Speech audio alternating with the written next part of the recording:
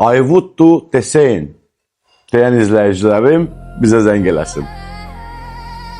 Bu evin həm torpağının kupçası var, həm də evin özünün kupçası var. Hörmətli izləyicilərim, sizə mənim dəyərli izləyicimin evini təqdim edirəm. Evdə hamı ingiliscə danışır. Müştərilər gələndə onu görəcəklər. Deməli, sənədi niyə əvvəldən dedim? Bu ərazi bir çox hallarda sənəd problemdir. Bura Vorovskidir. Vorovskinin ən gözəl, ən reytingli küçəsidir. Bildiniz artıq söhbət hardan və nədən gedir. Bu ərazidə 3.6 sotun üzərində sahibi eyni bu evin birini Kanadada tikib, eyni də burada tikib. Bir il yaşayıb, zövqlər yenə fərqlidir, yanaşmalar fərqlidir. Bacardığı öz şəxsi istismarı üçün, öz şəxsi zövqü üçün 200 kvadratdan çox, 2 mərtəbəli, rahat, sadə konseptdə bir villa, mini bir villa tikib. Bura gördüyünüz kimi uşaqların futbol oynamaq üçündür. Bura bir maşınlıq qarajıdır. Mətbəxdən və ümumi evdən 2 verandaya çıxışı var. Fərqli konseptdir, maraqlıdır, elə deyilmi? Yataq otaqları 4'dür, onlar standartdır. Mən sizə onları göstərəcəm. Bu villanın tikilişində keyfiyyət dərəcələri var da, materiallar. Onlar hamısı üstdür, premiumdur. Gözə görünən və görünməyən. Binaları xırda-xırda göstərərəm sizə. Bura verandadır, əyləşmək üçün. Çay da süblər bizə. Təşəkkür edirəm ev sahibinə və sahibəsinə. Geniş deyərdik.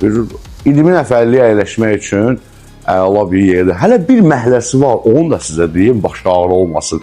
Belə bir villaların ortasında bir dənə oturub domino falan oynamaq üçün o Amerikan variant da orada sərbəst bir rejimdə oturursan, kompleksi şəkildə domino falan oynayırsan. Maraqlı bir konseptdir.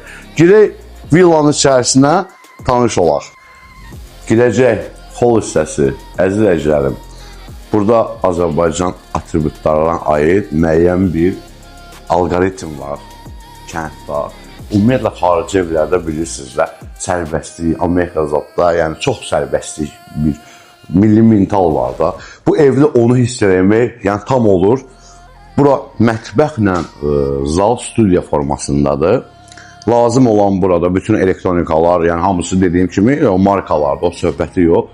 Kondisionerinə qədər, televizoruna qədər. Bu da kofe aparatı mənkindən deyə, elə bir eynisini gətirib qoyurlar bura. Çox qəşəng aparatda, super işləyir. Dəyərli izləyicilər, sizə növbəti birinci mərtəbədə olan vacib yerləri görsədim. Bura bir yataq otağıdır. Bu ümumiyyətlə yataq otaqlarında şkaf konsepti yoxdur. Burada içəridə hamam, qardirob var.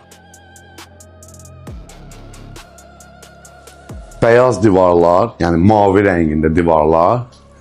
Tekülladan vurublar. Yəni sadə konsept görsənir. Belə zərzibon yoxdur. Yormur insanı. Yəni elə bir oteldəsən də konsept odur.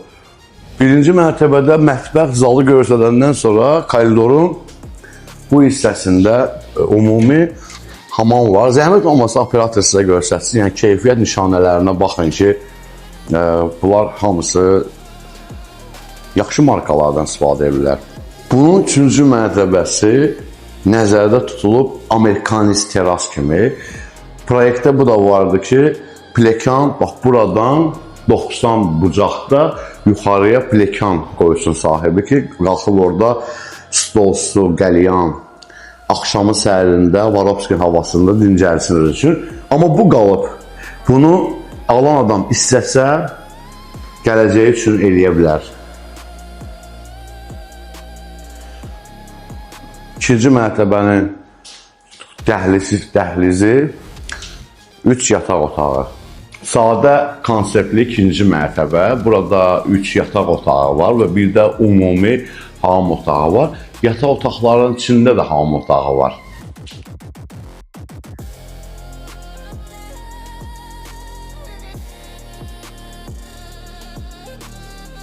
Şişirtmə olmasın, bu ərazidə bir çox torpaq 150.000 manatdır. Ən sakit məhəllədə. Məscidin yanında isə 120-110 min manatda bazar qiyməti hesablanır. Sizə 150 min manatlıq torpaq sahəsində villa təqdim elədim. Nə istəyirsiniz?